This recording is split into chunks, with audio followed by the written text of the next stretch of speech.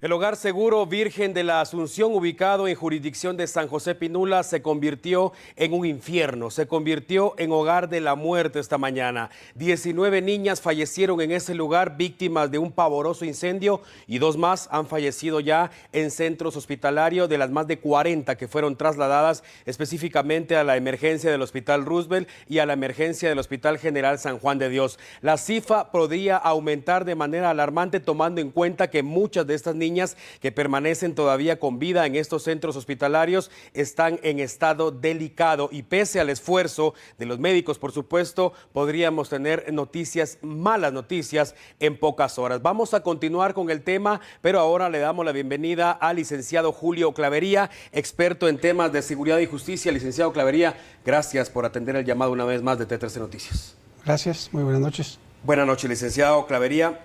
Estamos hablando de 21 niñas fallecidas, estamos hablando de un luto nacional. Era lo mínimo que se esperaba, era lo lógico que se espera en este tipo de casos. La Secretaría de Bienestar Social también, a través del secretario, salen a anunciar que van a cumplir con los gastos de funerarios. Es lo lógico, es lo mínimo que se espera. Y vemos todo tipo de posturas, todo el mundo está hablando del tema, todo el mundo está, como decimos coloquialmente en Guatemala, tirándose la chibolita para ver a quién es el que va a recaer finalmente esta culpa. Lo cierto es que hay 21 niñas guatemaltecas fallecidas. Le fallamos como Estado, les fallamos como sociedad. ¿Cuál es su postura respecto a este tema? Yo creo que lo que usted ha planteado desde el inicio, yo creo que es una falla de Estado.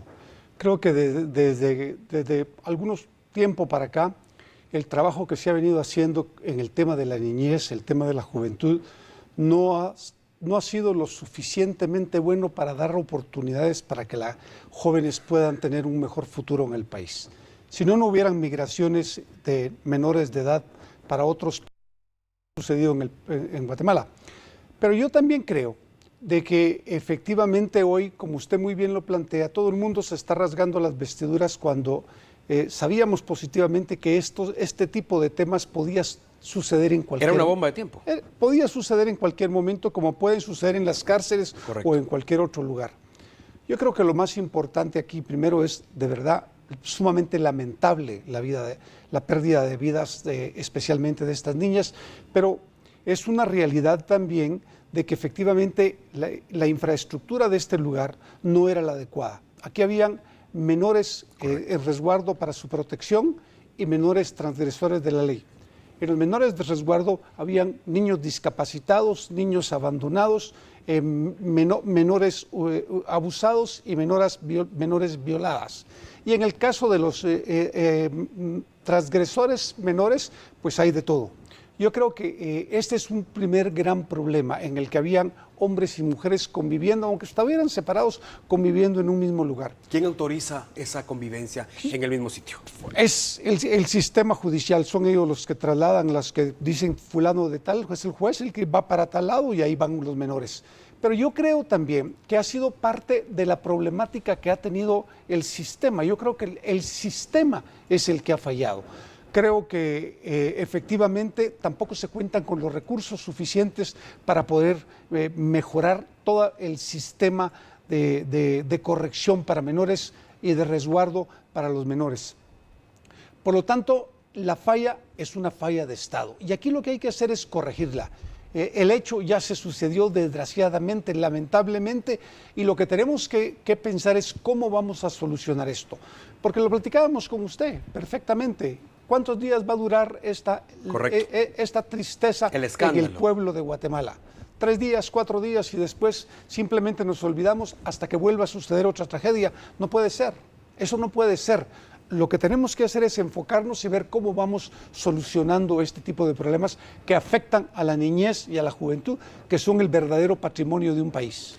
Importante mencionar o resaltar lo que usted mencionaba, que es una falla de sistema, porque si bien es cierto, el juez es el que ordena el traslado, por ejemplo, de un menor de edad en conflicto con la ley a un lugar donde se supone no debería estar porque hay niños bajo resguardo por X o Y problema, Pero lamentablemente pareciera también que el juez se va quedando sin opciones. Ya no hay lugar. En todos los lugares, hasta en las casas hogar, hay hacinamiento. Entonces, se supone que envían a esta persona o este menor de edad a este lugar, y se supone, por este caso también, que la Secretaría de Bienestar Social debería tener el control del sitio y evitar ese tipo de situaciones. Ahora bien, importante mencionar que hasta que ocurre una tragedia como esta, licenciado Clavería, empezamos a escuchar también esas voces que están ahí siempre, pero que no escuchamos los guatemaltecos, de denuncias que ya existían en ese lugar. Es correcto. Ya existían una denuncia y había una resolución de una juez en la que efectivamente pedía el cierre.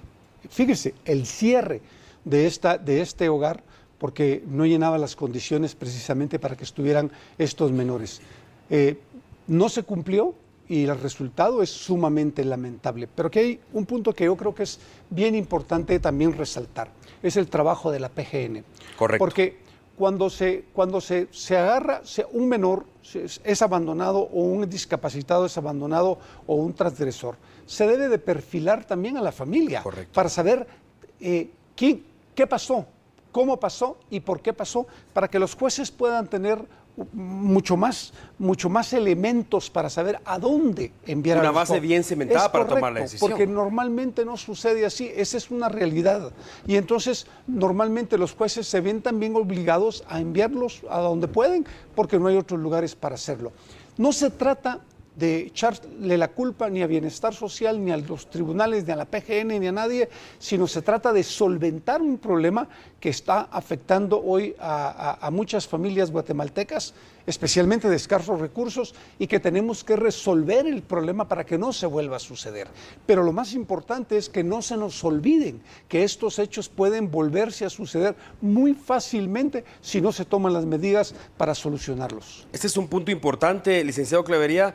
Como usted bien lo indicaba, en 2 o 3 días vamos a estar ya hablando de otra cosa, otro escándalo, lamentablemente en Guatemala. Correcto. Así venimos y se nos olvidó esto ya, pero es importante, primero, darle el seguimiento, en este caso, a las familias de las víctimas mortales. Es correcto. Darle el seguimiento a las familias y a las personas que continúan con vida todavía en los centros hospitalarios. Hay que pensar en eso, y pareciera frío, licenciado, pero las 21 niñas ya fallecieron y ya no se puede hacer más por ellas que darle seguimiento a sus familias, pero sí se puede hacer por las niñas que todavía van a sobrevivir. Seguramente van a quedar con marcas indelebles en la piel, pero necesitan ese seguimiento. Ahora bien, es importante también la parte penal. Debemos finalizar este caso, recordar este caso únicamente como, bueno, una tragedia, una niña que prendió una colchoneta y lamentablemente se salió de control, o podemos hablar de un crimen. ¿Cuál debe ser la postura del Ministerio Público? ¿Debe haber personas castigadas por lo que ocurrió hoy? Sí, yo creo que el Ministerio Público tiene que hacer una investigación objetiva e imparcial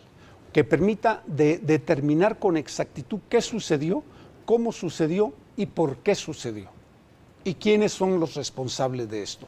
Porque normalmente la pita se rompe por el lado más débil. Hoy destituyen a la directora, pero eso no sirve de nada, ¿eh? De absolutamente nada. De repente ella no tiene ninguna responsabilidad en esto. Yo creo que lo más importante es que una investigación demuestre efectivamente qué fue lo que sucedió y cómo sucedió, quiénes participaron.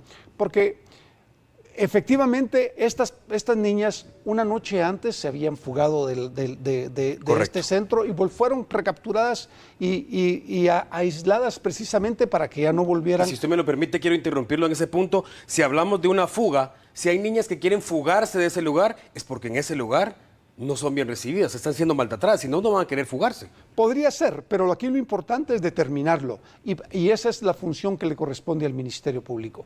Lo que no podemos hacer es estar adelantando criterios que pueden ser que no sean ciertos. Correcto. Y entonces yo creo que hay que esperar la versión oficial, que el Ministerio Público diga, sucedió esto, y sobre esa base están consignados fulano, sutano o mengano, o no está consignado nadie, o se consigna a todo el mundo, y los responsables son estos. Pero yo creo que eso es lo más importante de hacer, porque de otra manera nadie toma responsabilidades en este país. Aquí tiene que haber responsables. Se aísla a estas personas, se ponen candados y ellas mismas encienden las colchonetas por la información que los medios de comunicación dieron al entrevistar a una de estas niñas.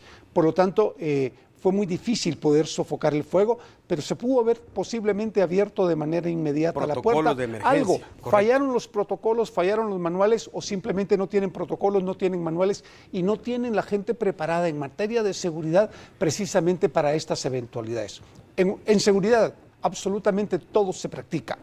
Todas las medidas operativas se practican dentro de las instituciones para poder prevenir este tipo de hechos. Porque puede pasar de todo. Es que puede pasar absolutamente de todo. Y entonces las autoridades tienen que estar preparadas para poder contener las crisis y poder solucionarlas. Licenciado Clavería, tenemos que irnos a la pausa ya, el tiempo es corto en televisión, pero quiero hacerle una última pregunta muy puntual. Desde el momento que decimos que había una orden judicial para cerrar ese hogar y no se cumplió, desde ese momento estamos hablando ya de un delito. Estamos hablando de responsabilidad, efectivamente. Perfecto, muchísimas gracias, licenciado Julio Clavería, siempre por ofrecernos esta postura distinta.